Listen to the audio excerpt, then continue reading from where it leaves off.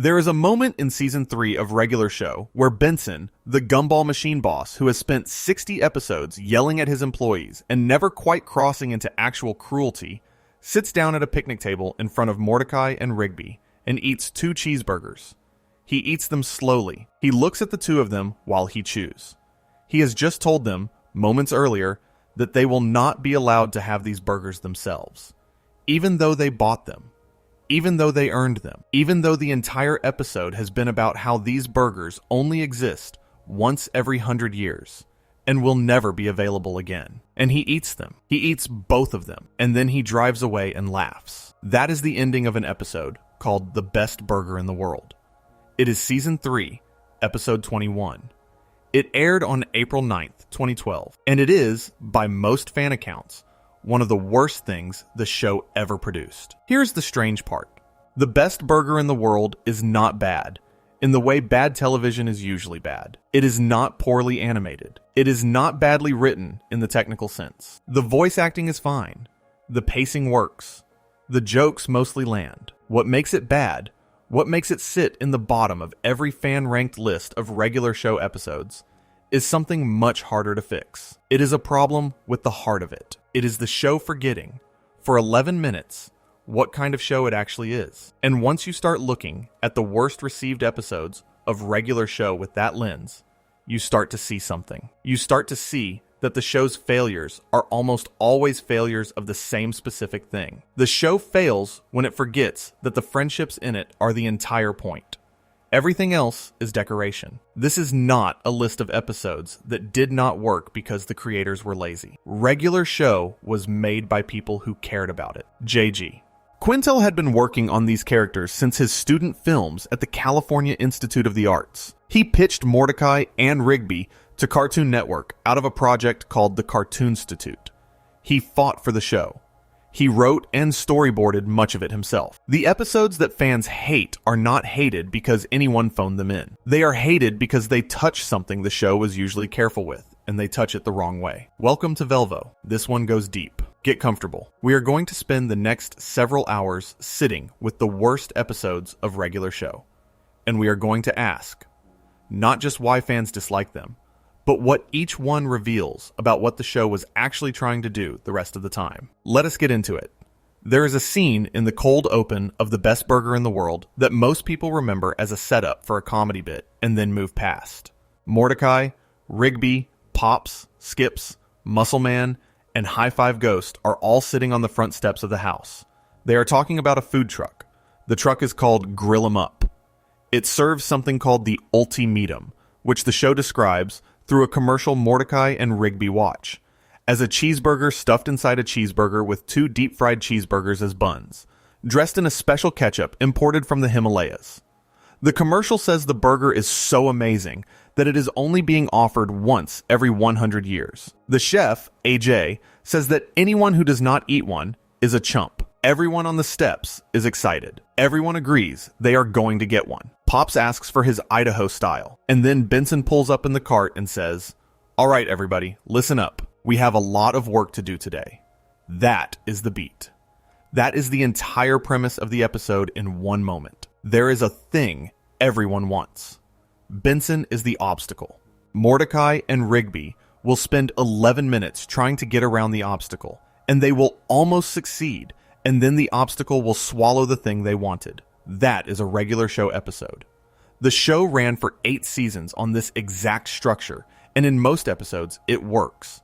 It works because the obstacle is usually just doing his job, and Mordecai and Rigby are usually just being dumb, and the show finds a way to make everyone seem human by the end. Benson yells. Mordecai and Rigby slack off. They figure something out. The episode ends with everyone laughing, or, at worst, with Benson begrudgingly forgiving them while still being annoyed. The Best Burger in the World breaks that structure in a way that fans noticed immediately. Benson does not just stop them from eating the burger.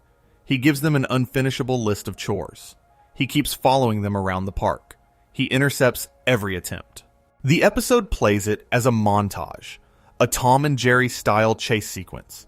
But if you watch it closely, you see something else. You see Benson actively staging a scenario in which they cannot win. He is not just being a strict boss, he is being something else. The show stages it as comedy. The viewer is supposed to laugh at how committed Benson is to his pettiness. But the moment the viewer slips out of the comedy frame and just looks at what Benson is doing, the moment becomes deeply unpleasant. He is not just enforcing work rules. He is using his authority to deliberately deny two people something they will never get a chance to have again. Then, after Mordecai and Rigby finally figure out a way to fight off two malfunctioning hologram doppelgangers and get to the burger truck, after the food truck is on the verge of falling into a crash pit because the cooks are fighting, after they have done everything possible to earn this burger, Benson shows up. He has the burgers. He sits down at the picnic table. He eats them. The show does not comment on this. It does not add music to tell you how to feel. It just lets him eat. There is one moment where he looks up at them, takes a bite, and says, essentially, that they were right. The burgers are outstanding, and that it is too bad they will never get one, because the food truck only makes them once every 100 years, which is about how long it will take them to clean out Skip's garage. Then he drives away. The food truck explodes.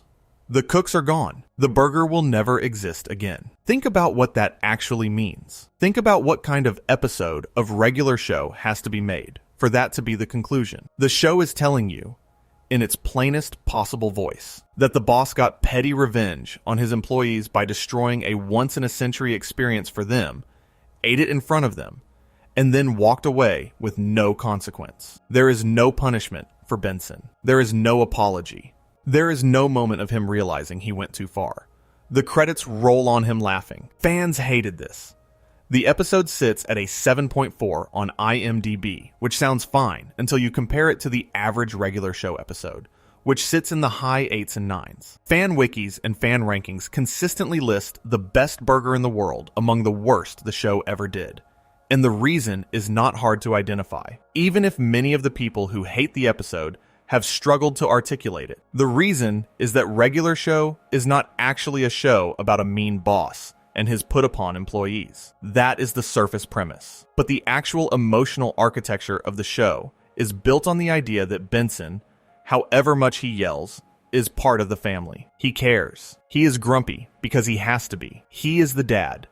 And the moment the show lets him eat the burger, it tells the viewer that he is not the dad. He is just a man with power over two people who do not deserve what he is doing to them. That is not a small thing. That is a betrayal of the show's underlying premise. Played for laughs. The show, eventually, would notice. A Season 8 episode called Operation Hear No Evil revisits this exact dynamic and corrects it. But in the meantime, the burger exists, and the burger is gone. And Mordecai and Rigby never got to taste it, and the credits rolled. There is a version of regular show in which this is just a one-off mistake. There is a version in which the show learns its lesson and never again writes Benson as cruel. But the truth, the harder truth, is that the show's worst moments cluster around this exact problem. Around the moment when one of its characters is allowed to be cruel for too long, with no one stopping them, and the show frames it as funny. The episode also raises a question about why Benson does what he does. Some fans have read the entire arc as a quiet act of revenge. Earlier in the third season, Benson had to take heat from Mr. Maillard for Mordecai and Rigby's laziness. The garage chore Benson assigns at the end of the best burger in the world, cleaning out Skip's garage and putting Pop's possessions into storage, is staged in a way that suggests Benson knew it would take so long that they would miss the food truck. Whether he engineered the timing on purpose, or whether it was a coincidence, is something the show never quite answers. But Benson laughs when he sees how full the garage is. The laugh is not the laugh of someone who is surprised by the workload. The laugh is the laugh of someone who already knew. That is the read many fans take. And that read makes the episode darker than the show usually goes. There is also a very small moment near the end of the episode, easy to miss, where Skips is happy. Skips is immortal. Skips will be alive in 100 years. Skips, unlike Mordecai and Rigby, will get to eat another ultimatum someday. He says so, with a satisfied expression. And then the food truck and its two cooks plummet into the crash pit and explode, meaning that the ultimatum will never exist again, even for skips. The show does not give this beat any weight. It just happens. It is part of the ending. But sit with it for a second. The character who could have outlasted Benson's pettiness, who could have, in 100 years, finally tasted the burger his coworkers were denied, will also never get one.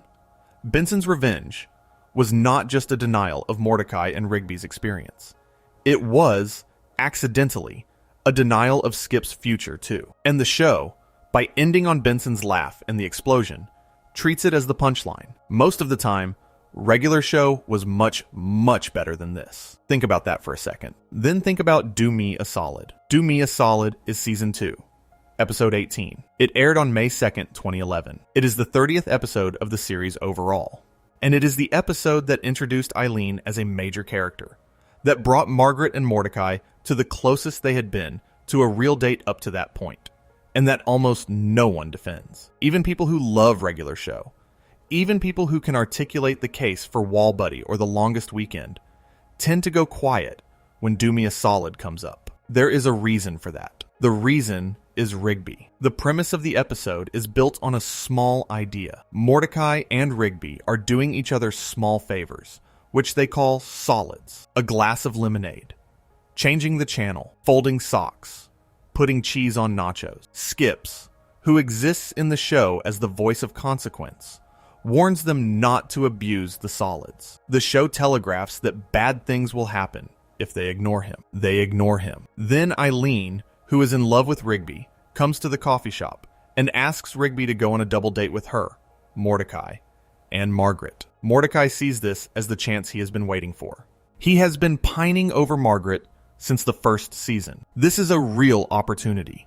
He begs Rigby to do him a solid by going out with Eileen. Rigby agrees, but only on the condition that Mordecai owes him 10 solids in return. Mordecai agrees. The double date is on. What happens next is, by every metric, 11 minutes of Rigby torturing Mordecai. Rigby uses each of the 10 solids to humiliate Mordecai in front of Margaret. He makes Mordecai sit with Eileen in the car instead of Margaret. He makes Mordecai scream during Margaret's mini golf swings to throw her off. He makes Mordecai eat a spicy burrito so that Mordecai accidentally spits food into Margaret's face. He makes Mordecai borrow money from Margaret in front of her. He makes Mordecai over-butter popcorn.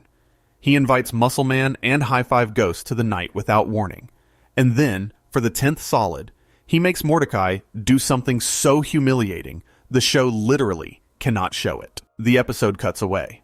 Mordecai is on the floor making siren noises. Pops, Muscle Man, and High Five Ghost are watching with expressions of horror, and Rigby is recording it on a video camera. This needs to be stated plainly. Rigby spends the entire episode systematically destroying his best friend's chances with the girl he loves, and then films the destruction so he can play it back later. The episode tries to give him a moment of redemption at the end, where he destroys the tape after Mordecai is on the verge of ending the friendship. But by that point, the audience has already watched, in a single 11-minute episode, dozens of moments of cruelty stacked on each other. The redemption beat does not balance the scales. It feels tacked on. It feels like the writers realized at the last minute that they had spent the entire episode making the audience hate one of their two main characters, and they tried to fix it in the last 60 seconds. There is a specific kind of broken comedy that comes from a character being mean past the point where you can still believe they are a friend. Do Me a Solid lives in that space. The show is not being subtle about what it is doing here. Rigby is not being mischievous. He is not being a flawed best friend who occasionally goes too far. He is the antagonist of his own best friend's romantic life for a full episode, and he does it for fun, and he records it. The show, by ending on the destruction of the tape, asks the audience to forgive him. This is not a small thing. The reason fans return to Do Me a Solid as one of the worst episodes is not because the jokes do not land. Some of them do. The miniature golf sequence is animated well. The visual gags work. The reason fans return to it is because the episode breaks a rule the show needed to keep, and once the rule is broken, the friendship at the center of regular show becomes harder to believe in. If Rigby would do this to Mordecai, if Rigby is the kind of person who would film his best friend's worst moment for his own amusement, then every other regular show episode requires the audience to forget "Do Me a Solid" happened. And many fans, looking back at the show, simply cannot. There's an interview detail worth mentioning here. The website that hosts the regular show wiki has noted that J.G. Quintel revealed the contents of the 10th solid to staff members, but kept it classified. The implication is that the 10th solid is something so embarrassing that its specifics cannot be aired. The audience is not allowed to know. And that is, in its own way, the perfect summary of what is wrong with the episode. The show is asking the audience to laugh at a humiliation so complete it cannot be shown. It is asking the audience to assume the worst, and then to find it funny. There is also the small structural problem that the episode works as a kind of cruelty pyramid. Each new solid is more embarrassing than the last. The episode escalates, beat by beat, until the only place left to go is somewhere too embarrassing to depict. The structure itself is the problem. The episode has nowhere to go but down. There is no version of the 10th solid that could land as comedy at this point. Whatever it is the worst thing Mordecai has ever had to do, and the audience is asked to imagine it. The cutaway, far from softening the moment, makes it more uncomfortable. The audience is forced to fill in the blank with their own worst guess. And the episode does not take responsibility for that. It does not stop Rigby. It does not punish him meaningfully. It lets him destroy the tape. And then it ends. The next episode of regular show begins. And Rigby is still Rigby. And Mordecai is still Mordecai. And the friendship is still the friendship. And the audience is asked to forget what they just saw. There is a moment, late in the episode, where Mordecai punches Rigby in the coffee shop. The punch is real. The frustration is real. And for a second, the show seems like it is going to take what is happening seriously. Mordecai is angry. Rigby has crossed a line. The show pauses. The moment hangs there. And then the moment passes. The solids continue. The cruelty continues. The episode resumes its descent. That punch, in the show's larger arc, is the moment "Do Me a Solid" could have been a different episode. The episode where Mordecai stands up for himself and Rigby has to actually reckon with what he has done. Instead, the punch is just a release valve. The pressure goes back up. The cruelty continues. And the audience is left holding the punch with nowhere to put it. Most of the time, regular show was much, much better than this. Before we move on, if you are enjoying this analysis, please consider subscribing. It helps the channel tremendously. There is a moment in Season 5 of regular show that fans almost universally agree was a mistake. The episode is called Wall Buddy. It is Season 5, Episode 5. It aired on September 23rd, 2013. And it is one of those episodes that, looked at from the outside, has all the features of a normal regular show concept. A weird sci-fi gadget.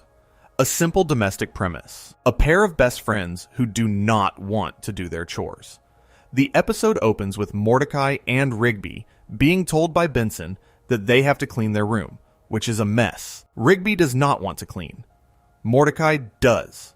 The two of them argue. Rigby, in a move that the entire episode hinges on, finds a machine called the Wall Buddy, which can divide one room into two. He sets it up so that he does not have to deal with the mess. This is, on the surface, a fine premise. It is a sitcom premise. It is the kind of thing the show usually does well. Two friends fighting about a chore is the bedrock of most regular show plots. In most of those plots, the show finds a way to make both characters sympathetic, to let them work it out, and to land on something that feels like growth. Wall Buddy does not do that. Wall Buddy does something else. Watch what happens after the wall goes up. Mordecai cleans his side of the room. Rigby does not clean his side. Benson comes back and yells at them. Mordecai, reasonably, points to the wall and says, "This is my side. I am clean." Rigby, who feels betrayed by this, decides to use the Wall Buddy to send all of his garbage onto Mordecai's side. He does it on purpose.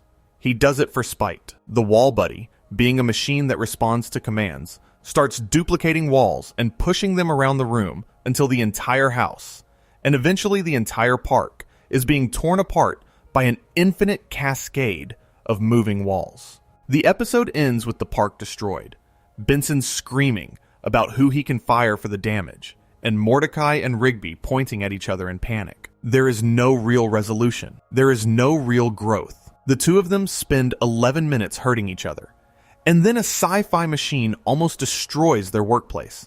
And then the credits roll. Fans notice something specific about this episode.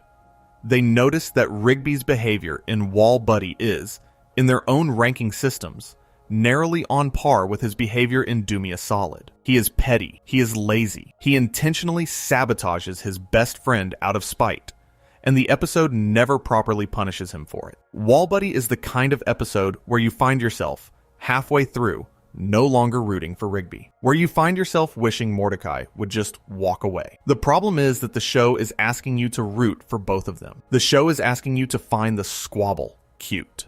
The show is asking you to enjoy the back and forth as a comedy bit, but the back and forth has teeth in it.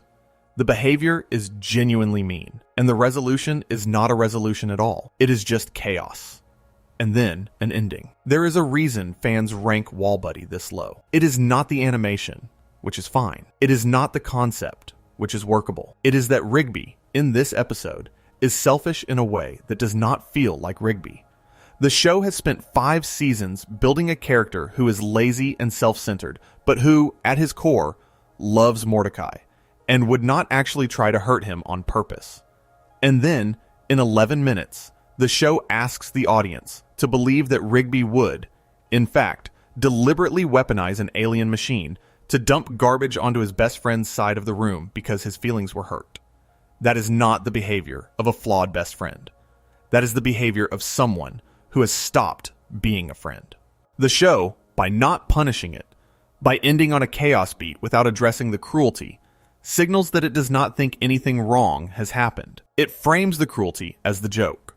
Once you frame cruelty as the joke without giving the audience a way to forgive it, the audience has no place to put the feeling. The audience is stuck holding it. That is what Wall Buddy does. It hands the audience a mean moment with no place to put it down, and then ends the episode. That is the same problem as the best burger in the world. That is the same problem as Do Me a Solid. The show is at its worst when it lets one of its characters be cruel and then walks away from the consequences. There is a specific design detail in Wall Buddy worth pausing on. The CPU of the Wall Buddy machine is a small black box with a red round camera lens on it, almost identical to the design of HAL 9000 from Stanley Kubrick's 2001 A Space Odyssey. That is a specific reference. The show is invoking, deliberately, one of the most famous images of a calm machine watching humans destroy themselves. The reference is doing some thematic work that the rest of the episode does not. HAL is the camera that sees everything. The Wall Buddy is the camera that sees Mordecai and Rigby breaking their own friendship. The show could have leaned into that. The show could have made the machine a kind of silent witness to what was happening between them, a cool, inhuman observer of a friendship coming apart. Instead, the machine is just a malfunctioning prop. The HAL reference is decoration. The thematic weight that could have been there is not there. Sit with that for a moment. There is a detail that makes Wall Buddy slightly more interesting in retrospect than the surface analysis suggests. The episode aired in Season 5. By Season 5, Mordecai and Rigby had been written for over 100 episodes. The writers, by this point, knew exactly who these characters were. They knew Rigby's worst tendencies.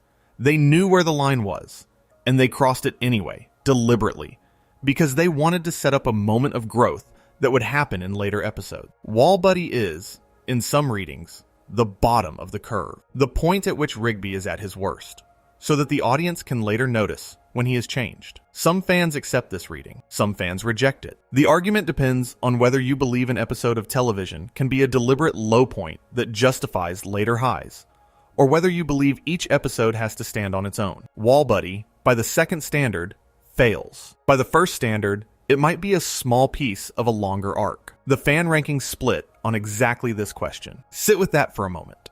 There is a moment in Season 4 of regular show that does something different from these other episodes, but that fans hate for almost the same underlying reason. The episode is called The Longest Weekend. It is Season 4, Episode 12. It aired on January 21st, 2013, and it is, by IMDb's count, one of the lowest rated episodes of the entire series, sitting at a 6.7. That number is striking. Regular show, on average, has a passionate fan base that rates episodes high. A 6.7 in this context is not a low rating. It is a verdict. The premise of The Longest Weekend is built around a specific kind of relationship test. Muscle Man and his girlfriend Starla are at a movie theater with Mordecai, Rigby, Margaret, and Eileen. They are watching a pretentious foreign-style romance film also called The Longest Weekend. The film is about a couple who proves their love by spending one weekend apart. The film ends with them running into each other's arms, kissing, and then exploding into a single fireball. Starla, who takes the film seriously, decides that she and Muscle Man should do the same thing. They will spend a weekend apart. If Muscle Man cannot make it through the weekend without contacting her, the implication is that they will break up. What follows is 11 minutes of Muscle Man, played as a man genuinely in love and genuinely afraid of losing the woman he loves, slowly losing his mind. He cannot watch television without seeing Starla's face. He cannot eat without seeing Starla's face. He sneaks out of his trailer multiple times. Mordecai and Rigby, acting as his support system, destroy his telephone, his CB radio, and almost the company computer to stop him from contacting her. The episode ends with Muscle Man and Starla finally reuniting at midnight on Sunday and exploding into fireballs of love, just like the movie they watched at the start. So why do fans dislike this episode? The animation is good. The Muscle Man performance is committed. There are funny visual gags. The episode commits to its premise and follows through. The reason fans dislike The Longest Weekend, and the reason it sits as one of the lowest rated episodes of the show, is more subtle than the cruelty problem in the previous three. It has to do with what the episode chooses not to do. The episode is built around a fundamentally tedious premise. The premise is a man trying not to call his girlfriend for 2 days. There is no real obstacle besides his own urge. There is no real growth, because at the end, he simply succeeds and they get back together. There is no real character development, because Muscle Man and Starla are exactly the same people at the end as they were at the start. The episode is, structurally, 11 minutes of waiting for a clock to run out. The show, which is normally so good at finding the surreal escape hatch, does not really find one here. There is no cosmic threat. There is no monster. There is no portal. There is just a man trying not to text his girlfriend, and a montage of him almost failing. That is the whole episode. For a show whose entire identity is built on taking small premises and exploding them into massive cosmic events, this is unusual. Fans, watching it, felt the absence of that explosion. They felt the episode never quite arriving anywhere. The Longest Weekend is not bad in the way Do Me a Solid is bad. It does not betray its characters. It does not stage cruelty as comedy. It just sits there for 11 minutes, watching a clock tick down, and then ends with a literalization of the bad romance movie it parodied at the start. There is something to be said about why the show kept returning to Muscle Man as a romantic lead. Mitch Sorenstein, voiced by Sam Marin, was supposed to be the comic relief character, the one who tells terrible jokes and makes everyone roll their eyes. But regular show kept giving him love stories. The Longest Weekend is one of them. Bald Spot is another. Starla, voiced by Courtney Taylor, became one of the most consistent recurring characters in the show. The writers, looking at this overweight green man who told repetitive jokes about his mom, decided to put him in some of the most earnest love stories in the show's run. Some of those stories worked. Most of them were better than The Longest Weekend.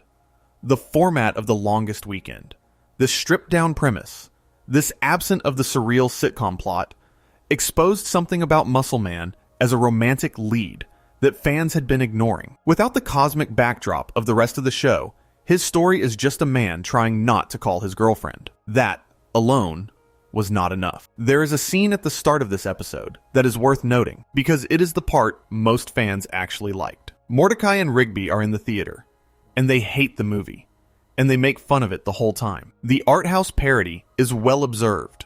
The pretentious dialogue, the over-stylized title card, the audience members shaking their heads as one of them walks out, all of it is sharp. If The Longest Weekend had been an episode about the 4 park guys watching the worst movie of their lives, fans would probably love it. The show used the parody as a setup for the actual plot, and the actual plot was just 2 characters waiting. That is the lesson the show learned, slowly, from episodes like this. The lesson is that surreal escape hatches are not optional. They are how the show breathes. Without them, even with good animation and committed voice acting, the show suffocates. There is an additional structural problem with The Longest Weekend that becomes clearer the more you sit with it. The premise of the episode is that Starla is testing Muscleman's love for her by forcing them to spend a weekend apart.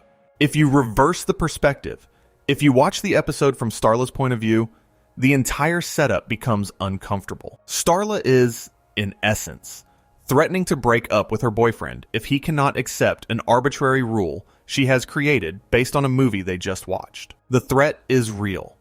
The condition is meaningless. The test is, by any measure, manipulative. The episode does not frame it that way. The episode frames Starla as the keeper of romantic wisdom, and Muscleman as the one who has to prove himself worthy. That is a choice.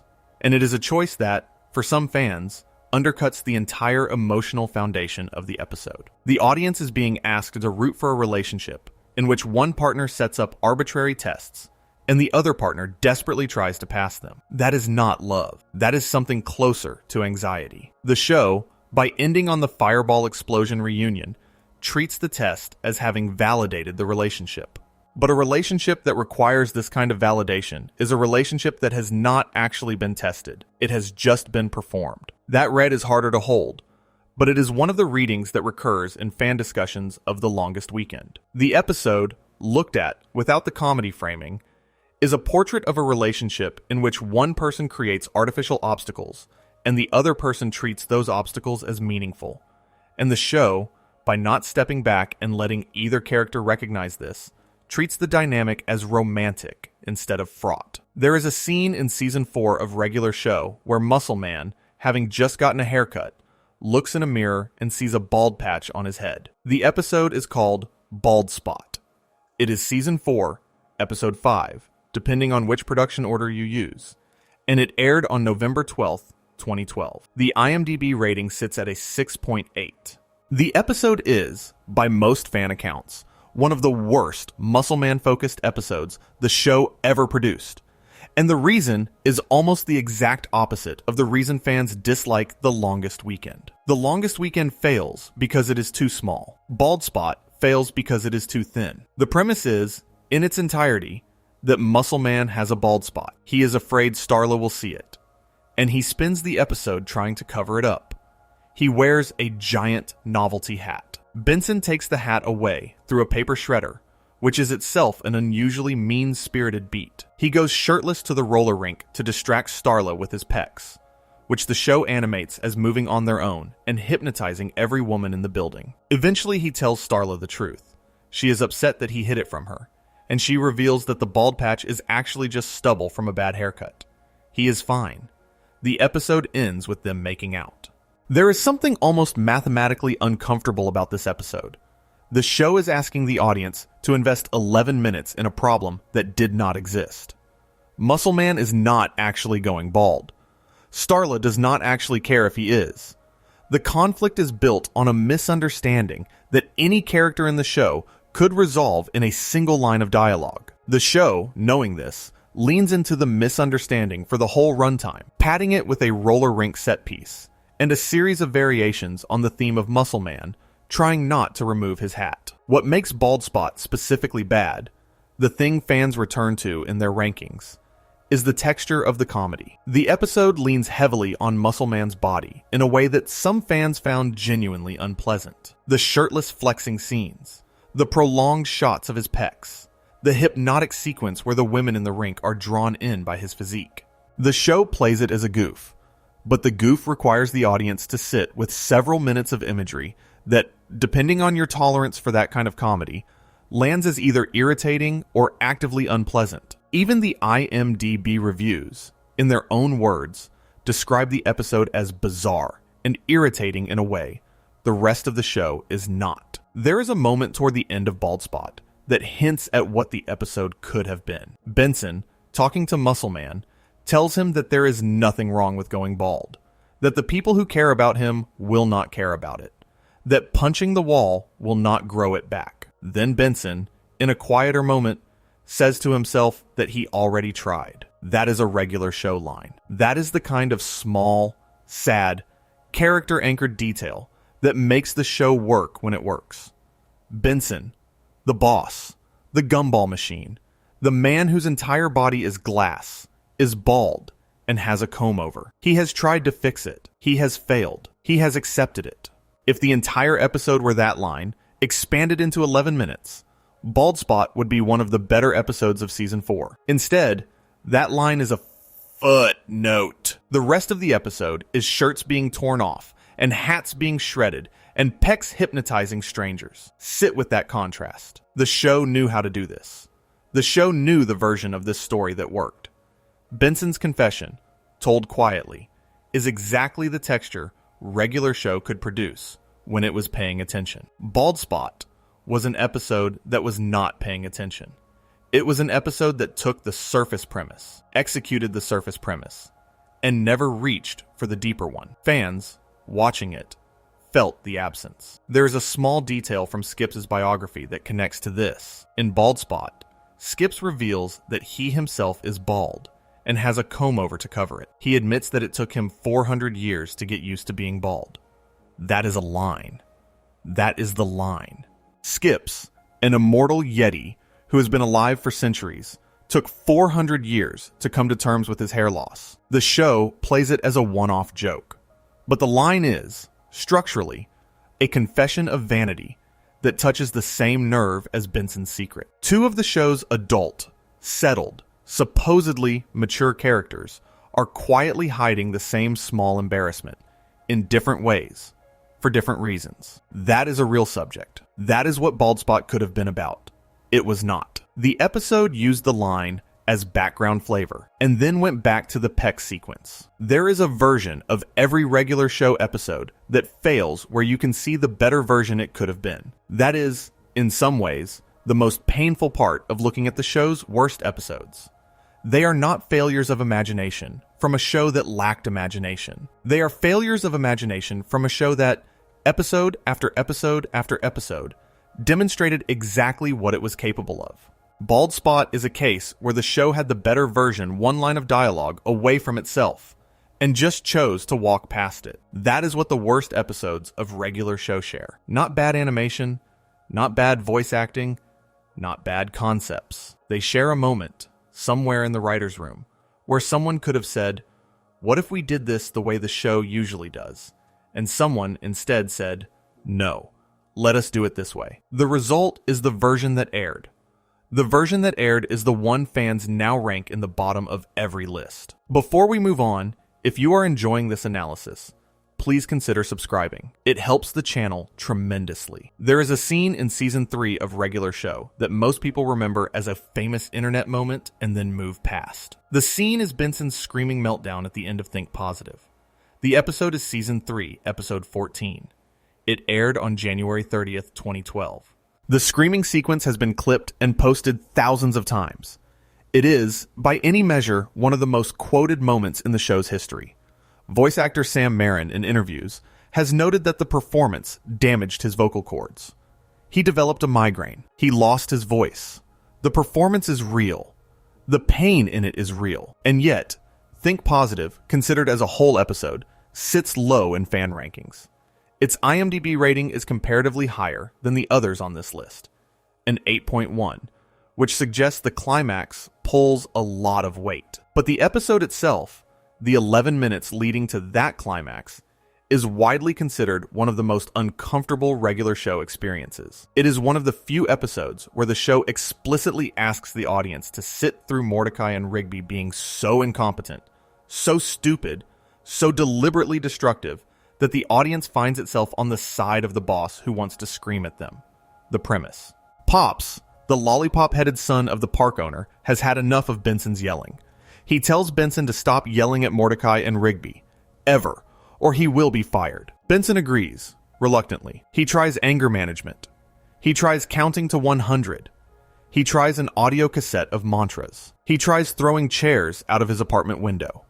None of it works. The reason none of it works is because Mordecai and Rigby, knowing he cannot yell at them, escalate their behavior into deliberate provocation. They crash the cart into a tree. They smear paint on a shed and then ram it with their bodies. They count along with him when he tries to count to 100. They hose him down. The show's writers, in this episode, dial Mordecai and Rigby's dumbness up to a level the show normally avoids. They are not just lazy. They are not just slacking. They are actively trying to make Benson explode. Benson, who is forbidden from yelling, becomes a kind of pressure cooker. The show stages it physically. Steam comes off his body. He starts burning patches into the lawn just by walking on them. A kind of gravity well forms around him, pulling debris into the air. The cart floats. Muscle Man's trailer floats. Finally, when Pops realizes the park is being destroyed by Benson's repressed anger and lifts the ban on yelling, Benson unleashes a 40-second monologue of pure rage at Mordecai and Rigby that ends with their hearing literally damaged. Here's what makes the episode divisive. The screaming itself is satisfying. The catharsis works on a visceral level. After 11 minutes of Mordecai and Rigby being unbearable, the audience wants Benson to scream at them. The audience is on Benson's side. The show is using that fact to deliver its biggest emotional payoff. There is a cost. The cost is that Mordecai and Rigby, the two main characters of the show, the heart of every other episode, have to be written as so cartoonishly idiotic and cruel in this single episode that the audience can root against them. They are not lovable slackers in Think Positive. They are bullies. They are tormenting an authority figure who has been forbidden from defending himself. The show is asking the audience to find this funny. Some fans do find it funny. Many do not. The same fan rankings that place Think Positive as a great Benson episode often note that Mordecai and Rigby are written completely out of character, that the show had to make them worse than they had ever been to make Benson sympathetic. That is a structural problem. To make one character sympathetic, you have to make two other characters unsympathetic. In a show built on the friendship of Mordecai and Rigby, sacrificing them to elevate Benson, even for one episode, has a cost that lingers. There is also the small but uncomfortable fact that Benson's backstory, briefly shown in the episode, frames his rage as a generational inheritance from a yelling father. Benson holds in his anger. The anger comes out anyway. The episode is, in a way, about repression, about the cost of bottling up your feelings, about how anger denied turns into something worse. Those are real ideas. Ideas worth exploring in animation. The episode delivers those ideas while making Mordecai and Rigby into props. The emotional weight is given to Benson. The mockery is given to the protagonists. The audience leaves the episode feeling like they watched something powerful and also slightly off. There is a specific list of complaints in Benson's final tirade that is worth pausing on. The lines are callbacks. Benson's screams reference earlier episodes. He shouts that he is trying to teach them simple responsibility, which is the plot of House Rules. He shouts that they would not know a job well done if they paid someone to do it for them, which is the plot of Temp Check. He shouts that they cannot follow the simplest of instructions, which is just set up the chairs. He shouts that they worry more about looking cool than doing their job, which is Cool Bikes. The tirade is, in effect, a season-long indictment, compressed into 40 seconds. The writers wrote Benson screaming about every previous episode in which Mordecai and Rigby had failed him. That is a remarkable structural choice. It also means the screaming sequence is, in a sense, the show admitting that Mordecai and Rigby have been failing Benson for years. The catharsis is not just about this episode. It is about all of them. It is the show punishing its own protagonists for the entire premise of the show. The internet remembers the screaming. The internet remembers the meme. What the internet often forgets is that getting to the screaming required 11 minutes of Mordecai and Rigby being written as the worst versions of themselves. That is the price of admission. Not every fan thinks the price was worth it. There is something unusual that happens at the very end of Think Positive that fans do not always remember. After Benson's tirade, after the gravity well explodes, after the park is wrecked, Benson and Pops have a conversation. Pops admits he was wrong to ask Benson to stop yelling. Benson admits he should not yell as a first resort. They shake hands. The episode ends with Benson calmly telling Mordecai and Rigby to clean up the park, or they are fired. The implication is that the episode has reached an emotional resolution. Pops has learned. Benson has learned. The friendship between them has deepened. But Mordecai and Rigby have learned nothing. They are exactly where they started. Except now, their hearing is damaged. The show, in choosing whose growth to focus on, picked Pops and Benson. The price of that choice is that Mordecai and Rigby spend the episode being treated like background problems rather than people. That is the cost. That is the trade. There is a very specific moment in Replaced that, when you isolate it, tells you everything about why fans rank the episode so low. The episode is Season 3, Episode 22. It aired on April 16th, 2012, exactly 1 week after The Best Burger in the World. The two episodes are, in some ways, twin episodes. They are paired in the same arc. They both feature Benson at his most antagonistic. They both use Mordecai and Rigby's near firing as a comedic engine. The setup. Mordecai and Rigby oversleep after a pizza party with Margaret and Eileen the night before. They are late for work. By the time they arrive at the paddleboat dock, where they were supposed to be cleaning, Benson is already there, with two new candidates, an ostrich named Jeremy and a possum named Chad. Benson tells Chad and Jeremy that if they finish cleaning the boats by the end of the day, he will hire them. The implication, which Benson makes explicit, is that Mordecai and Rigby are about to lose their jobs. What follows is 11 minutes of Mordecai and Rigby trying to sabotage Chad and Jeremy. They ask absurd hypothetical questions to provoke arguments. They rip a bag of compost onto a freshly cleaned boat. They stage a pizza party at the dock to interrupt the work. Sea monsters appear. A fight breaks out. Benson catches them. Benson fires them. Benson offers Chad and Jeremy the job. Here is the moment. Chad and Jeremy say no. They say it has been too crazy a day, and they wish Benson good luck finding two suckers dumb enough to take the job. They leave. Benson, defeated, is approached by Mordecai and Rigby, who offer themselves as the suckers. Benson rehires them. Rigby flashes a camera in Benson's face as payback for Benson having flashed a camera in their faces during the firing. That is the ending. That is the resolution. What fans dislike about Replaced is layered. The episode opens with Mordecai and Rigby being late, which is their fault. The episode then escalates by having Benson, instead of just disciplining them, line up two replacements without telling them. That is the kind of move that the show would normally treat as a bridge too far for a boss. In Replaced, it is the inciting action, and the show plays it as fair. Benson is acting reasonably. Mordecai and Rigby are the ones who have to fight back. The way they fight back is the second layer of the problem. They do not fight back by becoming better employees. They do not fight back by demonstrating their value. They fight back by sabotaging two innocent strangers who, in the entire episode, do nothing wrong. Chad and Jeremy are polite. They are efficient. They communicate. They are not antagonists. They are just two guys who answered an ad. Mordecai and Rigby spend the episode making their day miserable for no reason except self-preservation. The third layer is the resolution. Mordecai and Rigby are fired, fairly, and then rehired purely because no one else wants the job. They have not learned anything. They have not changed. They have not earned their position back. They have just outlasted the alternatives. The show plays the camera flash payback moment as a cute button on the episode, as if Rigby flashing a camera in Benson's face is the kind of victory the audience wanted. It is not. It cannot be. The show has, over the course of 11 minutes, written all four of its main characters at their worst. Benson is petty for hiring replacements without notice. Mordecai and Rigby are terrible employees and active saboteurs. Even Chad and Jeremy, who are not bad, are humiliated and bullied for the sin of being competent. There is no one to root for. There is no growth. There is no consequence. The episode just resets. That is what fans mean when they call Replaced a dud. Not that it is animated badly, not that the voice acting is off, but that it is an episode in which everyone is at their worst.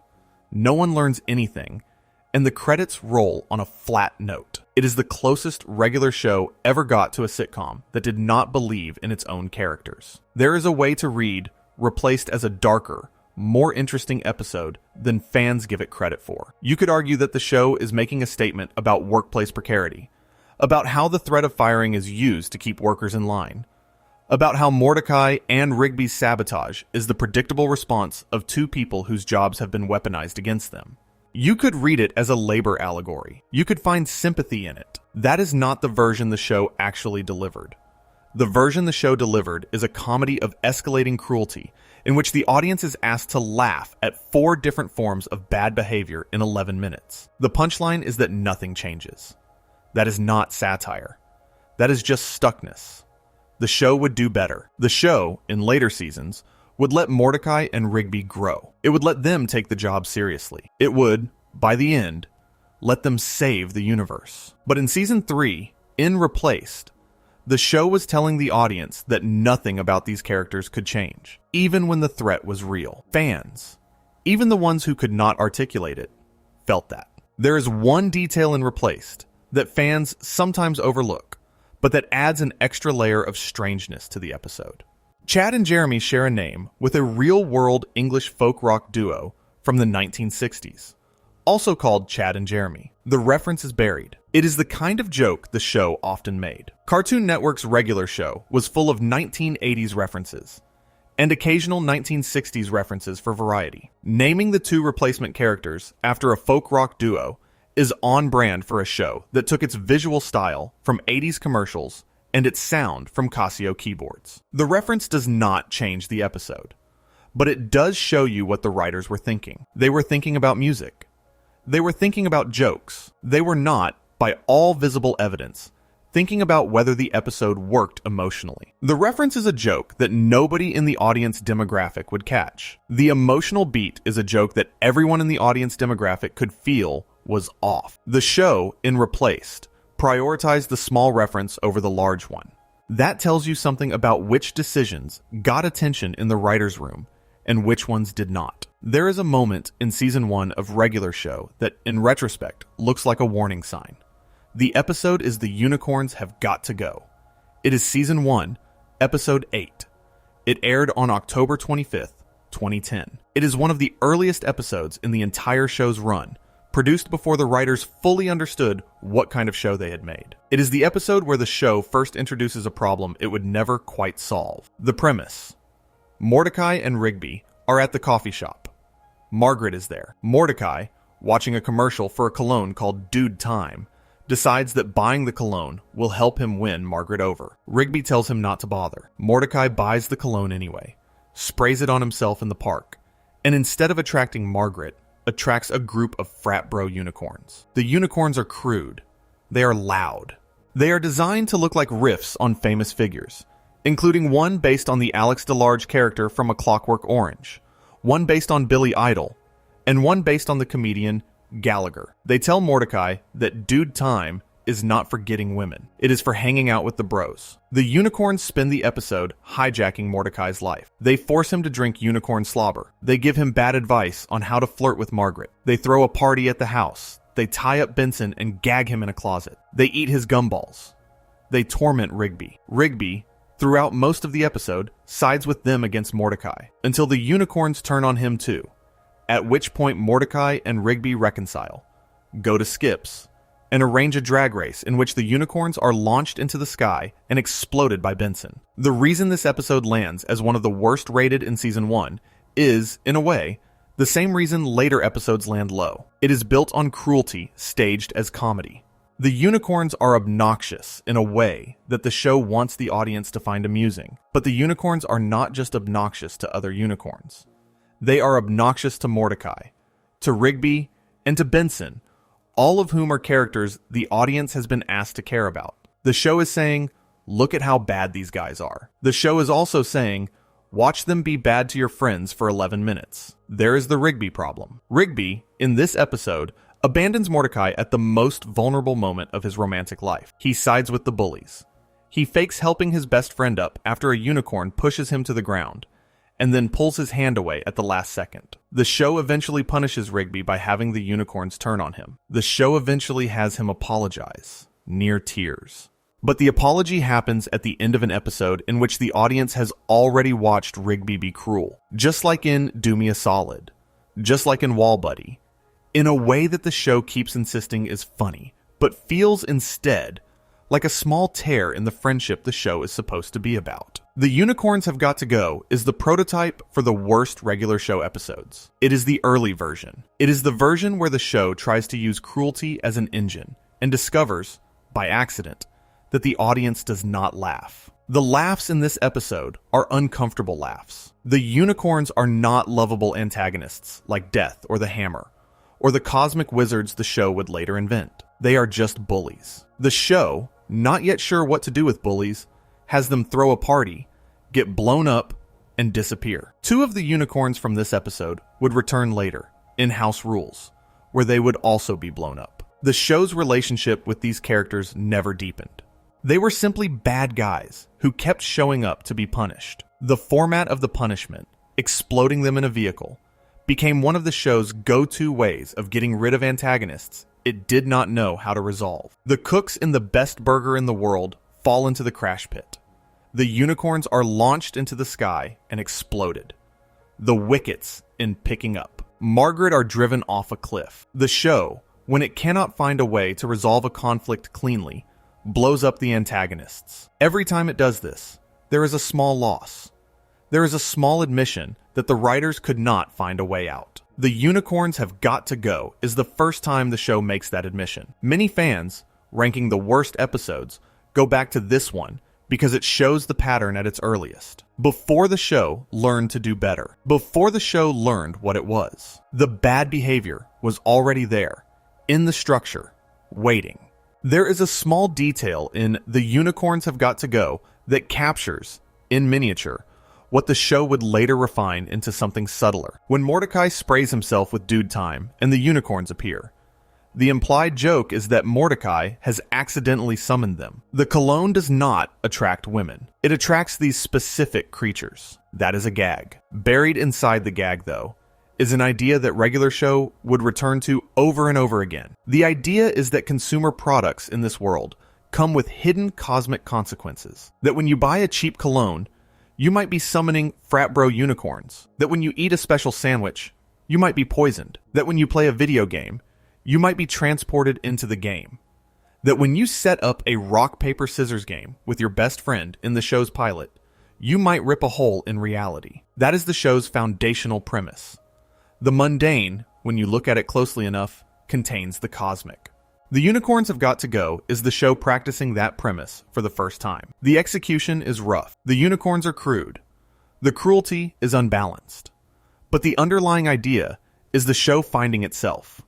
The show would, in later seasons, do this exact same move, summoning a cosmic threat from a small consumer product with much more grace. Every time it did, it was building on the foundation that the Unicorns Have Got to Go laid down. The episode is bad, but the episode also taught the show how to be the show. Before we move on, if you are enjoying this analysis, please consider subscribing.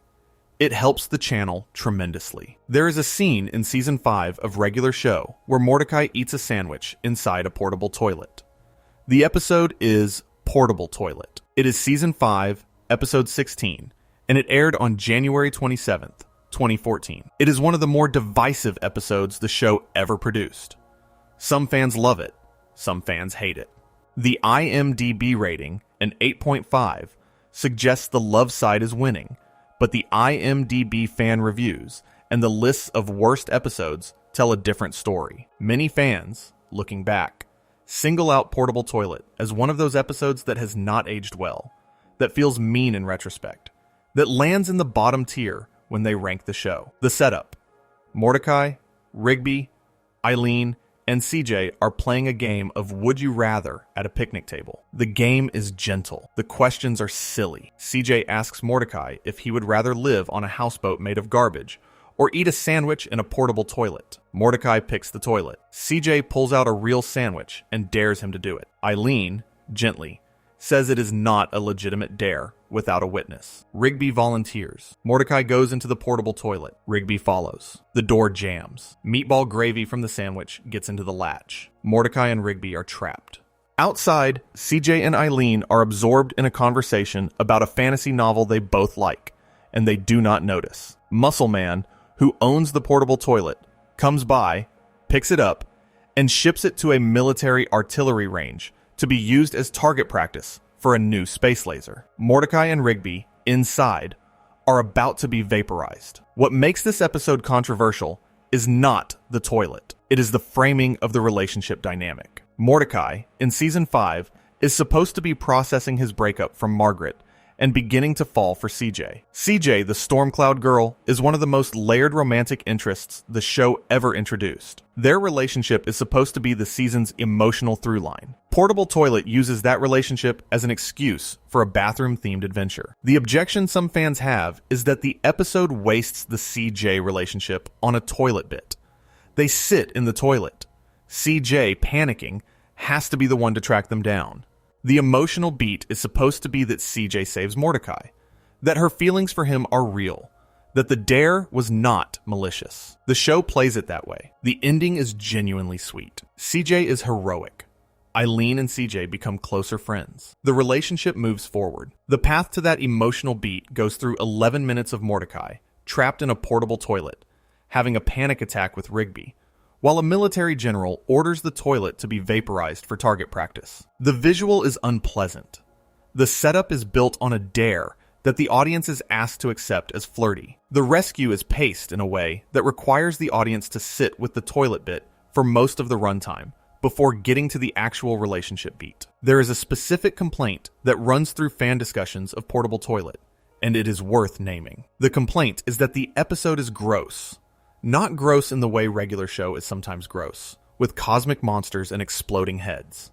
Gross in a low, mundane, body fluid way that the show usually avoided. The episode trades the surreal for the scatological. For fans who came to regular show because of the surreal, that trade is a step down. There is also the meta question of what it means for CJ to dare Mordecai to do this. CJ, at this point in the show, is being established as a complicated, three-dimensional character with a temper she struggles to control. The dare is supposed to read as playful flirting. The actual content of the dare, eat a sandwich in a portable toilet, is the kind of thing the audience has trouble reading as flirting. It reads as humiliation. The show pays it off with Mordecai almost being killed. The romantic beat at the end is real, but it has to do an enormous amount of work to overcome the texture of the rest of the episode.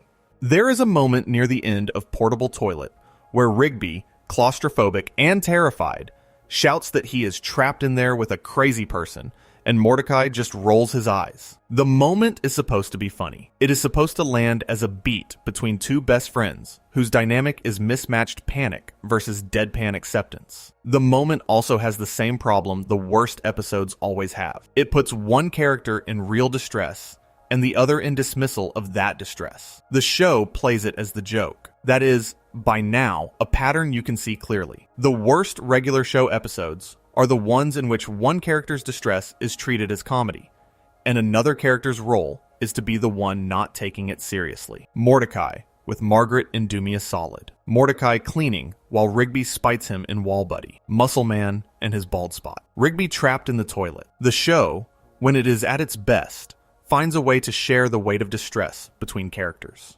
When it is at its worst, it gives the distress to one character and the laugh track to the other. There is something almost diagnostic about looking at the worst regular show episodes side by side. They start to resemble each other. They start to share textures. They start to reveal what the show was, on its best days, carefully avoiding. The Portable Toilet episode also features a moment that some fans have flagged as one of the show's clearest examples of a structural problem. Rigby's claustrophobia is set up as a callback to the Terror Tales of the Park Too Short Wallpaper Man, in which Rigby is shown to have severe claustrophobia. That callback is, on its face, a piece of careful continuity. The show is paying attention to its own history, but the callback also means that Rigby's panic in the portable toilet is not just a generic panic. It is panic the writers knew he would have. They put him in there knowing it would trigger him. The episode treats his real, established psychological condition as a comedic engine. That is a choice. Many fans, looking at the episode now, find it harder to laugh at his panic once they know the writers were leveraging a previously established trauma response. The show, in Portable Toilet, used Rigby's claustrophobia not as character depth, but as comedy fuel. That is a different kind of mistake from the cruelty problems in Dumia Solid or Wall Buddy, but it is a mistake that lands in the same place.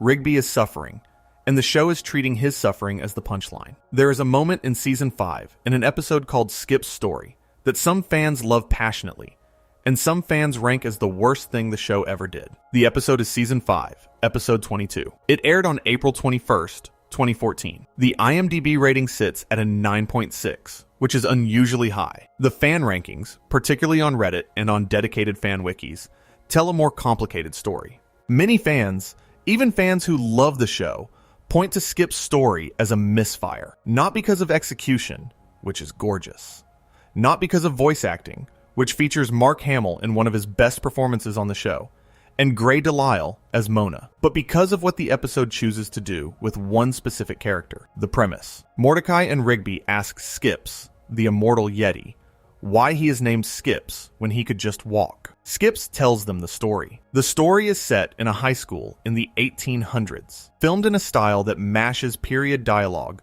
with 80s prom movie aesthetics. Walks, the young version of Skips, is a teenage rebel who has been expelled from 3 previous schools. He meets a girl named Desdemona, who tells him to call her Mona. He falls in love with her. He helps her decorate the prom. He learns to be handy with tools. At the same time, Walks is being recruited by a group called the Guardians of Eternal Youth, who tell him he is the only person who can defeat a bully named Clorgbane. Clorgbane, in the show's mythology, is a cosmic threat who returns every 157 years. Walks accepts the responsibility. The Guardians give him the Fists of Justice, mystical weapons. Walks promises Mona he will not fight, then has to fight anyway when Clorgbane shows up at the prom. In the climactic battle, Clorgbane swings a mace. The mace causes a crack in the ceiling. A piece of the ceiling falls on Mona. Mona dies. Walks, in a rage, beats Clorgbane and punches him into orbit. The Guardians offer Walks immortality. He accepts. He changes his name to Skips, in tribute to the way Mona used to skip with him, because he can never walk again, only skip, in honor of her. The reason some fans hate this episode is the death of Mona. They consider it cheap. They consider it lazy. They consider it a Disney-style girlfriend fridging that exists purely to give Skips a reason to be sad for 200 years. Specifically, the criticism is that Mona's death could have been avoided in any number of ways. Walks could have warned her about Clorgbane. Walks could have asked the Guardians to help her. The death is, the criticism goes, plot convenient rather than character-driven. It happens because the writers needed it to happen, not because any character in the scene made a choice that led to it. There is also the criticism that the death is rushed. The Mona character is built up across most of the episode as warm, three-dimensional, voiced beautifully by Grey DeLisle. Then she is killed in a quick visual beat, off-screen, in some versions of the cut, in a way that makes her death feel like an obligation rather than a loss. The show is forced to compress the loss into the closing minutes. Skips finds her necklace. He cries. He accepts immortality. The episode ends. Some fans have no problem with this. Some fans cite Skip's story as one of the show's best episodes. Full stop. The performances are strong. The animation is ambitious. The mashup of historical setting and high school romance aesthetic is unusual and committed. There is a real argument that Skip's story is one of the most emotionally daring episodes the show ever produced. The fans who rank it among the worst do so for a specific reason. They argue that the episode reduces a female character to a plot device. They argue that the show, which usually was thoughtful about its female characters, fell back on the oldest and laziest possible trope. The girlfriend exists to die. Her death exists to motivate the male character. Her death is the engine of his entire existence for the rest of the show. That is a real critique. It is a critique that comes up consistently in fan discussions of Skip's story. Whether you agree with it depends, in part, on how much weight you put on emotional execution versus structural choices. The execution is excellent. The structural choice, killing a love interest to give a male character pathos, is a choice many fans find uncomfortable in 2014, and even more uncomfortable looking back from now. There is a moment near the end of Skip's story that captures the divide. Mordecai and Rigby are in tears after hearing the story. Rigby, breaking the emotional weight, asks Skips if he ever even graduated high school. Mordecai punches him. Skips says it is time to go back to work. Mordecai and Rigby walk away saying they are lucky they are not immortal. Skips, alone, pulls out the locket he gave Mona, opens it, sees a picture of the two of them, and sheds a single tear before going back to work. That last beat is the entire show in miniature. The juxtaposition of the cosmic and the mundane, the grief and the lawnmower. The character who has been alive for centuries, who has lost the love of his life, who carries that loss in his pocket every single day, going back to work because that is what he does. Some fans look at that beat and say, this is one of the most beautiful moments in the show. Others look at it and say, this is the moment the show reduced an entire person to a locket in a man's pocket. Both readings are correct. The episode contains both. Which one you walk away with is the difference between loving Skip's story and ranking it among the worst the show ever did. There is one more piece of the Skip story problem worth naming. The episode is, by structure, a half-hour episode. Most regular show episodes are 11 minutes. Skip's story is roughly 23. The extra runtime gives the show more space to develop Mona, more space for walks and Mona's relationship to grow, more space to set up the prom and the bullying and the cosmic threat. The extra space is part of why the episode is so well regarded by some fans. The relationship feels real because it has time to feel real. The performances are committed because the script gives them room. The world is rich because the runtime allows it to be rich. All of that is true, but the extra runtime also makes the speed of Mona's death more jarring. After 20 minutes of buildup, Mona is killed in roughly 30 seconds. The math is uncomfortable. The show spent 20 minutes making the audience love her, and 30 seconds taking her away. The compression of the loss against the slowness of the buildup is, structurally, the source of the problem. If Mona's death had taken 3 minutes, it might have landed differently. If the buildup had been 5 minutes, the death might have felt proportional. The mismatch is what makes it feel cheap. The show, in spending so much time on her, made her feel like a real person. By killing her so quickly, it made her exit feel like a screenwriting decision. That is the problem. The episode is too generous in its setup to forgive the harshness of its conclusion. There is a moment in season 3 of regular show that sits in a strange middle zone. The episode is Death Bear. It is season 3, episode 36. It aired on August 13th, 2012. The IMDb rating is high, an 8.9. Most fans like it, but it makes the worst of lists for a different reason than the other episodes on this list. The reason is tone. The premise: Mordecai, Rigby, Margaret, and Eileen are at the house, picking out a movie for movie night. They cannot agree. Rigby tells the others a local urban legend about Death Bear, a bear that supposedly lived in the abandoned park zoo, killed his trainer, and never left. The legend says Death Bear is still in the cage, evil to the core, surviving by breaking into homes and eating the residents. Mordecai dismisses the legend as a dumb story. Rigby, sensing an opportunity, dares Mordecai to take a picture inside the bear's cage to prove he is not afraid. Margaret and Eileen, charmed by the adventure, agree to come along. They go to the abandoned zoo. They climb through a hole in the gate. They find the cage. They go inside. Death Bear, who is real, attacks them. What makes Death Bear a contested episode is the bear itself. The bear, when it appears, is genuinely violent. It slices a man's arms off with its claws. It kicks a member of animal control through a wall. It withstands hundreds of tranquilizer darts. The show animates the violence with a level of intensity that, even by regular show's elastic standards, sits uncomfortably. There is a moment where the man whose arms have been removed glumly says he wants to go home. The line is delivered as comedy. The image is of a man whose arms have been chopped off. Some fans find this hilarious. Some fans find it disturbing.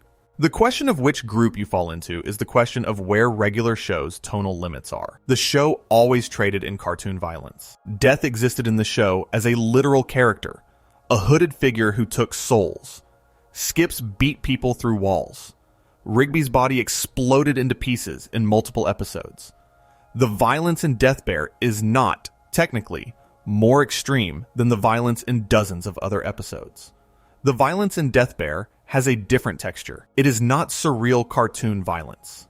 It is realistic-seeming animal violence. The bear is treated as a real, grounded threat. The show is asking the audience to feel actual fear. The fear is delivered through imagery that, depending on your tolerance, lands as either thrillingly out of character for the show or simply unpleasant. The episode also has a specific structural flaw that fans note. The reveal at the end is that Rigby, in the chaos, never actually managed to take a picture of the bear. He was holding the camera the wrong way the entire time. The episode ends with the only picture being a photograph of their feet. That is theoretically the joke. The whole misadventure was for nothing. The joke does not land for many fans because the journey to the joke is so emotionally intense. The audience has watched a real, frightening encounter with a violent animal, watched a member of animal control lose his arms, watched the cast in genuine danger, and the punchline is a goofy throwaway about a missing photo. The mismatch between the journey and the destination is, for some fans, the problem. The show set up an emotional level it could not pay off without breaking its own tone. The resolution, by retreating to a goofy gag, undercut the very thing that made the episode interesting. Eileen, at the end of the episode, expresses sympathy for Death Bear. She points out he was just an abused animal. Mordecai notes that the authorities are taking him to a sanctuary, which Mordecai compares to a 5-star hotel. The show is trying, in the closing seconds, to course correct, to give the bear a non-tragic end, to soften the violence. The softening cannot quite undo the 11 minutes of intensity that came before. Fans, watching it, are left with an episode that they enjoyed for the thrill, but cannot quite recommend without a warning. That is what makes Death Bear distinctive among the worst-rated episodes. It is not bad in the same way Wall Buddy is bad. It is not a betrayal of the friendship. It is not cruelty staged as comedy in the same way. It is instead a tone problem. An episode that reaches for something the show usually avoided and only half figures out how to land it. Some fans will tell you Death Bear is one of their favorite episodes. The fact that it shows up in the worst of lists at all says less about the episode and more about the diversity of what fans wanted from the show. Some wanted the surreal, some wanted the heartfelt, some wanted the goofy. Death Bear was none of those things. It was a horror movie pretending to be an episode of regular show. Not every fan came to the show looking for a horror movie. There's one more layer to the Death Bear problem. Death, as a character, exists in regular show. Death is voiced by Julian Holloway. Death is one of the most beloved characters on the show. He has a wife. He has a son named Thomas, who later joins the park staff. Death is, in the world of regular show, a friend. He plays in a band. He loses arm wrestling matches. He shows up to weddings. The show has spent years humanizing the figure of Death, making him approachable, making him part of the family. The episode Death Bear, by sharing the word death in its title, sets up an expectation. The audience expects, given the title, that the bear will somehow be connected to Death the character. He is not. The bear is just a bear. The title is just a name. The disconnect between the cosmic death the show has built and the literal bear named Death Bear is a missed opportunity. The show could have used the bear as a manifestation of Death the character, an extension of his family, a small figure in his cosmology. Instead, the bear is just a violent animal. The title is a coincidence.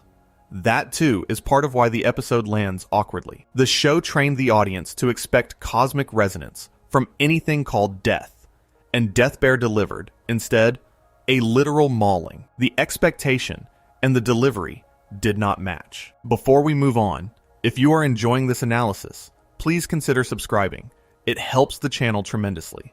There is a moment in Season 2 of Regular Show where Muscle Man stages an elaborate prank that ends with 2 of his co-workers being temporarily turned into ghosts and almost stuck that way forever. The episode is See You There.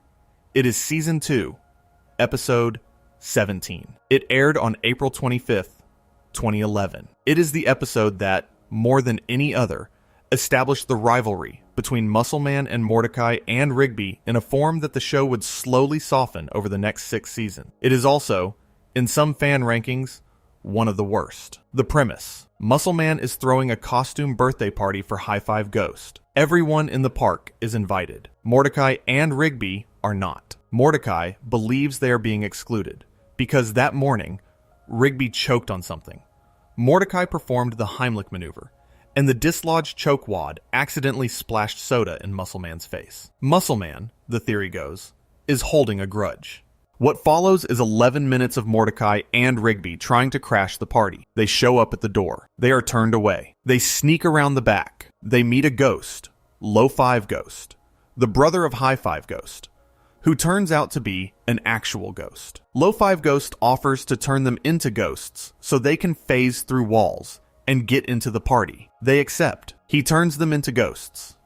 They phase in. Inside, High Five Ghost notices they are real ghosts and tells them they have a problem. If they cannot turn back into themselves soon, they will be stuck as ghosts forever. The only way to turn back is to scare a living person hard enough that the energy of the scare reverts them to physical form. Mordecai and Rigby pick Muscle Man as the target. They hide in the bathroom. They jump out and scream at him. He grabs his chest and falls to the floor. High Five Ghost's father, who is also at the party, performs CPR. Muscle Man is declared dead. Then, Muscle Man reveals it was all a prank. The whole party was a prank. High Five Ghost knew. High Five Ghost's father knew. Low Five Ghost knew. The entire elaborate setup, including the part where Mordecai and Rigby were turned into actual ghosts, and almost stuck that way, was orchestrated by Muscle Man as revenge for the soda incident that morning. He laughs at them. They are furious. The episode ends with everyone leaving, and Mordecai and Rigby seeing the aftermath of a party that was never really a party. Here's what fans dislike about See You There. The prank Muscle Man stages is, when you actually count the steps involved, genuinely cruel. He arranges for 2 of his coworkers to be turned into actual supernatural beings, with the implicit risk that they will be stuck that way for the rest of their lives, just to teach them a lesson about a soda incident that was an accident. The show plays it as a fun prank reveal. The show wants the audience to laugh at the elaborate setup. The actual mechanics of the prank involved a real, supernatural transformation that was almost permanent. The show is asking the audience to find that funny. Many fans, looking back, do not. They look at the prank and see something that, in any other episode, would be presented as villainous. A character orchestrating an elaborate scheme to terrify 2 of his coworkers, almost trap them in a non-physical state forever, and then mock them when it is over. That is, by the show's own internal logic, the kind of thing the bad guys do. Clorgbane orchestrates schemes like this. Death does. The Hammer does. In See You There, Muscle Man does. The show is not unaware of this. The next several seasons of regular show would slowly transition Muscle Man from antagonist to friend. By the show's later seasons, he is genuinely beloved by Mordecai and Rigby, and the prank energy is reframed as affectionate ribbing rather than active cruelty. In Season 2, in See You There, the show was still finding the edges of who Muscle Man was. See You There landed on a version of him that the audience, particularly in retrospect, struggles to reconcile with the version they would later love. There is also the smaller problem of High Five Ghost's complicity. High Five Ghost, the friend whose birthday the party is supposedly for, is in on the prank. The whole party, the whole thing, is fake. There is no actual celebration. There is no actual gathering. There is just an elaborate construction designed to torment 2 coworkers. High Five Ghost, who in later episodes would emerge as one of the show's most emotionally generous characters, is here playing the supporting role in a cruelty. The show's solution to this, eventually, is to make High Five Ghost more central, to give him his own romantic arc with a human girl named Celia, to let him have feelings, vulnerabilities, real depth.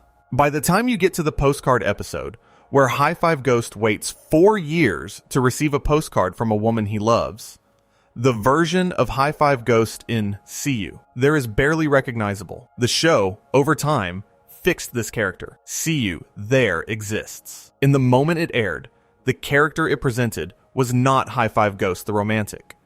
He was High Five Ghost, the silent accomplice in a cruel prank. Fans, looking at the entire run of the show, mark See You There as one of the moments where the show's tone slipped into something the show would, eventually, have to apologize for through better writing. There is one detail in See You There that complicates the easy reading. The fake heart attack that Muscle Man stages is deliberately designed to be terrifying. He is pretending to die in front of his coworkers.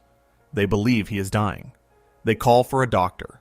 High Five Ghost's father, pretending to be a doctor, performs CPR and declares him dead. That is the moment the prank reaches its peak. The audience is asked to laugh at Mordecai and Rigby, believing they have killed someone. That is a heavy ask. The trauma of believing you have caused someone's death, even briefly, is not the kind of trauma the show usually weaponizes for comedy. The episode crosses that line. Then, when Muscle Man reveals the prank by starting to choke on real food and being saved by Mordecai, the show tries to cash the chips back in with a generous gesture. Mordecai saves him. They are even. The cycle is closed. But the cycle is closed too quickly. The audience has just spent 30 seconds processing the weight of believing Muscle Man was dead. The show does not give that weight time to settle. It rushes past it. The choking gag is the relief valve. The release happens before the audience has finished feeling the pressure. That is the structural fingerprint of the worst episodes. The show puts emotional pressure on its audience and then dispels the pressure too quickly to let it land, leaving the audience with a residue of feeling the show did not pay off. There is a moment in season 2 of Regular Show, in an episode called My Mom, where Muscle Man's older brother, John Sorenstein, drives a flatbed truck up to the park to defend the family honor. The episode is season 2, episode 6. It aired on January 31st. 2011. It is one of the early episodes that, even fans who love it admit, is built on a comedic engine the show would eventually have to retire. The premise: Mordecai and Rigby fail at retrieving a lemon tree from the park nursery. Benson, in punishment, has Muscle Man and High Five Ghost supervise them for the afternoon. Mordecai and Rigby hate this. They especially hate Muscle Man's relentless catchphrase, in which he sets up a question or a complaint and then answers it with "You know who else," followed by "My mom." The joke is that Muscle Man is always making jokes about his mom in a sexual way, the implication being that his mom is sexually active with everyone in the world. The joke is, depending on your taste, either juvenile or actively unfunny. It gets repeated, in this episode alone, dozens of times. Eventually, Mordecai and Rigby snap. They tell Muscle Man, calmly, that the joke is supposed to be your mom, not my mom. They demonstrate. They start telling your mom jokes. Muscle Man flips out. He accuses them of insulting his mother. He calls his brother John, who arrives in a flatbed truck. John and Muscle Man force Mordecai and Rigby to apologize to a photograph of their mother, then make them kiss the photograph, then grill it on a barbecue, then make them eat the cooked photograph. Then, Muscle Man reveals that the photograph was not actually a photograph of his mother. It was a photograph of his own painted butt cheeks, squished together to look like a face. He laughs. High Five Ghost laughs. John laughs. Mordecai and Rigby, who have just eaten a grilled photograph of Muscle Man's butt, are horrified. There is no version of this episode where the audience, in retrospect, can look at it without flinching. It is the kind of episode that lives at the exact intersection of bathroom humor and humiliation comedy that the show would, slowly, abandon. The fact that fans rank My Mom relatively high on IMDb, an 8.0, is a reflection of nostalgia and the affection many fans have for early Muscle Man. The fact that it shows up on lists of worst episodes is a reflection of how much the texture of the comedy has aged poorly. The deeper question My Mom raises is the question of who Muscle Man is supposed to be. The show, in season 2, did not yet know. The writers were still figuring out whether Muscle Man was a comic relief antagonist, a fat joke punchline, a heartfelt secondary character, or some mix of all three. My Mom commits to the antagonist version of him. He is loud. He is crude. He humiliates the protagonists. He bullies them into eating a photograph of his butt. The show's solution to all of this, the long-term solution, is fascinating. The show, over the next 6 seasons, slowly reveals that Muscle Man is in love with Starla, that he is loyal to High Five Ghost in a way that approaches reverence, that he is afraid of his own mortality, that he writes songs, that he wants to be a father. By the time you get to the wedding episode, by the time you get to the final season, by the time the show ends with Muscle Man returning to a daughter, he did not know he had. The version of him in My Mom is Ancient History. It happened. It exists. Fans, ranking the worst episodes, return to My Mom as one of the moments where the show was at its meanest, where the joke being told required two characters to be humiliated in a way the show would never do again. The show grew. It learned. It stopped doing this kind of episode. The episode remains a snapshot of a moment when regular show was still figuring out what it was and was making missteps along the way. There is something specific about My Mom that makes it different from later Cruelty episodes. The episode is built on a single comedic mechanism, the you-know-who-else construction, repeated to the point of exhaustion. The structure of the joke is, at its core, a setup and redirect. Someone says something. Muscle Man says, "You know who else is something? My mom." The joke is that he is constantly inviting himself into the conversation with the same sexually loaded punchline. Repeated dozens of times in 11 minutes, the joke becomes its own kind of torture for the audience. That is, in some ways, the show's commentary on the joke. The show is making the audience feel exactly what Mordecai and Rigby feel, which is exhaustion at hearing the same joke over and over. That is a clever structural move. But the cleverness of the move is undercut by the resolution. The resolution is not Muscle Man learning that his joke is annoying. The resolution is Muscle Man and his brother forcing the protagonists to eat a photograph as punishment for talking back. The clever structural commentary is buried under the cruelty of the ending. The show, by ending on the humiliation, abandoned the smarter version of the episode it had been building. That is the pattern. The smarter version is always 1 or 2 beats away from the version that aired. The worst episodes of regular show are the ones where the writers chose the dumber beat. There is a way to read every episode on this list as part of a longer trajectory. The show's worst episodes are clustered, with some exceptions, in seasons 2, 3, and 4. By season 6, 7, and 8, the show has refined itself into something tighter, more emotionally serious, more confident in its tone. The mean prank episodes have given way to genuine emotional arcs.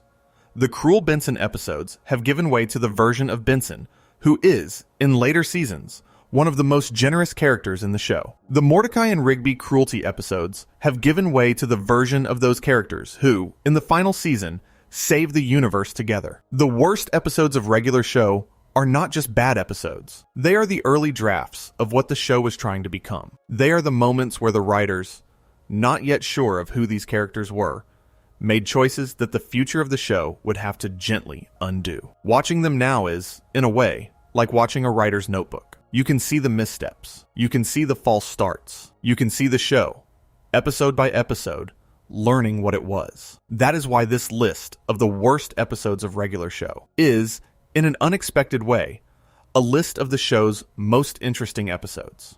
The episodes where everything works are the easy ones to love. The episodes where things break, where the show stumbles into a tone it cannot land, where a character is written wrong, and the writers have to walk it back over the next 40 episodes. Those are the episodes that tell you what the show was made of. They tell you what the writers cared about, by showing you what they had to fix. Before we move on, if you are enjoying this analysis, please consider subscribing. It helps the channel tremendously. There is one more episode worth sitting with before this is over. It is not on every fan list of the worst. It hovers around the middle, but it belongs in this conversation because it represents a slightly different kind of failure than the other episodes. The episode is Tants. It is season 5, episode 9, and it aired on November 4th, 2013. The IMDb rating sits at a 7.7. By IMDb standards, that is below average for the show, but not catastrophically so. The reason Tants belongs in this conversation is because it represents the version of regular show that fans found themselves uncomfortable with, even when they could not articulate why. The premise: Pops, who is fabulously wealthy because his father owns the park, gives Mordecai and Rigby a park anniversary gift. The gift is a pair of pants that fold out into a small table when needed. The show calls them Tants. They are, by Pops' enthusiastic explanation, limited edition, expensive, and shipped from a specialty company. Pops paid $200 for each pair, $400 total, and is genuinely excited to have a Tants lunch with his two best friends the next day. Mordecai and Rigby, alone, immediately begin making fun of the taunts. They think the pants are ugly. They think the taunts concept is stupid. They damage them, accidentally, while trying to figure out how they work. By the end of the night, both pairs are unusable. Now they have to replace them before Pops finds out, or they will hurt his feelings. What follows is a quest. They try to make new taunts from scratch using a sewing machine in the basement with help from Eileen, who agrees to do the actual sewing because Mordecai and Rigby cannot sew. The new taunts are counterfeits. Halfway through the process, the company that makes the original taunts discovers the counterfeits and sends a representative, the acting Président, to destroy the fakes. The episode ends with the truth coming out. Pops, instead of being angry, is moved. He hears Mordecai and Rigby explain that they did not want to hurt his feelings. He forgives them. The Président gives them free replacement taunts because of the depth of the friendship he just witnessed. The reason taunts belongs in this list of difficult episodes is the texture of the first half. For roughly 5 minutes, Mordecai and Rigby make fun of a gift their friend gave them. They mock his taste.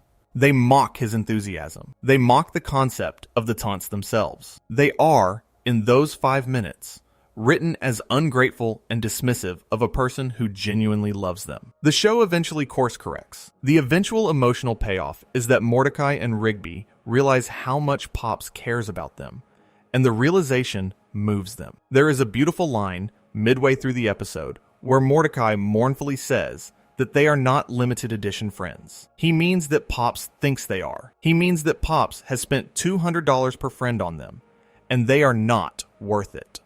That is a real, vulnerable moment. The voice performances by J.G. Quintel and William Sellers in that scene are some of the most affecting of Season 5. The first 5 minutes still happened. The audience watched two characters make fun of their friend. The audience felt the discomfort. The eventual payoff, however well executed, has to overcome that discomfort. For some fans, it does. For others, it does not. The episode ranks lower than its emotional climax suggests, because the emotional climax has to do too much work to undo the texture of the setup. Taunts is, in this sense, a kind of inverted version of the worst episode pattern. Most of the worst episodes have a great setup and a bad resolution. Taunts has a bad setup and a great resolution. The two halves of the episode are at war with each other. The audience, watching, has to choose which half to remember. Some remember the setup. Some remember the resolution. The fans who rank it lower remember the setup. The fans who rank it higher remember the resolution. Both are watching the same 11 minutes. The lesson the show learned from Taunts, the thing that makes it a useful waypoint in this analysis, is that you cannot rely on your audience to forgive a setup just because the resolution is good. The audience is going to feel the setup. The audience is going to remember the setup. If you spend half your episode making your protagonists look ungrateful, you cannot fix that in the back half. You can mitigate it. You can pay it off. But the residue remains. That residue is what fans are responding to when they rank taunts below average. Not the resolution, which is excellent. The residue. The 5 minutes of mockery that the resolution is trying to overcome. The show, over the next 3 seasons, would learn this lesson. The bad setup, good resolution pattern shows up less often in seasons 6, 7, and 8. The show stops asking its audience to start an episode in disbelief about the protagonist's good qualities. It starts the episodes in trust, and then complicates that trust. The trust first model, rather than the disbelief first model, is what the show eventually settles into. Taunts is the inflection point. It is the episode where the writers see the cost of the disbelief first model and start moving away from it. There is something similar happening in another Season 5 episode that fans rank low, an episode called Diary, which is technically Season 3, Episode 33, having aired on July 23rd, 2012. Diary is the episode where Mordecai and Rigby are watering Margaret's plants while she is on a weekend trip with her parents.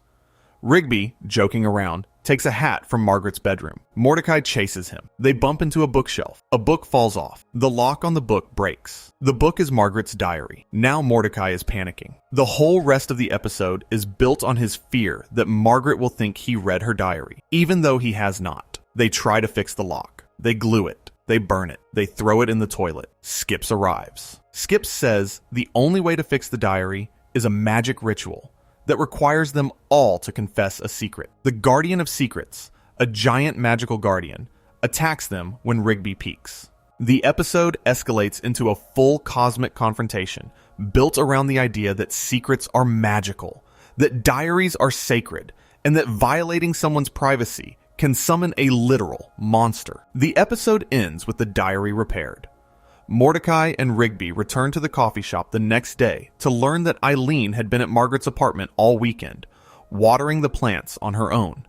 The whole crisis was unnecessary. The diary did not need to be fixed. Margaret would never have found out. The episode ends on a wash of relief and a small joke about Eileen bumping into a table without her glasses on. Diary is a strange episode to include in this conversation, because most fans actually like it. The IMDb rating is a 7.7. The fan reception is generally positive, but the episode has a structural problem that makes it relevant to the discussion. The problem is that the entire premise of the episode is built on Mordecai and Rigby invading Margaret's privacy.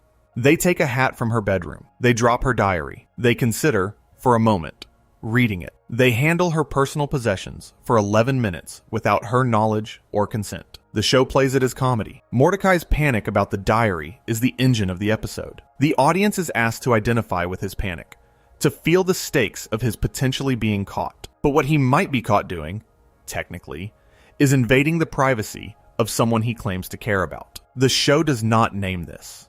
The show does not have him reflect on it. He just panics about being caught, and the audience is asked to root for him not to be caught. This is, structurally, a problem. The audience is being asked to side with the invasion of privacy because the alternative is that the protagonist gets in trouble. But what the protagonist would be in trouble for is something he should be in trouble for.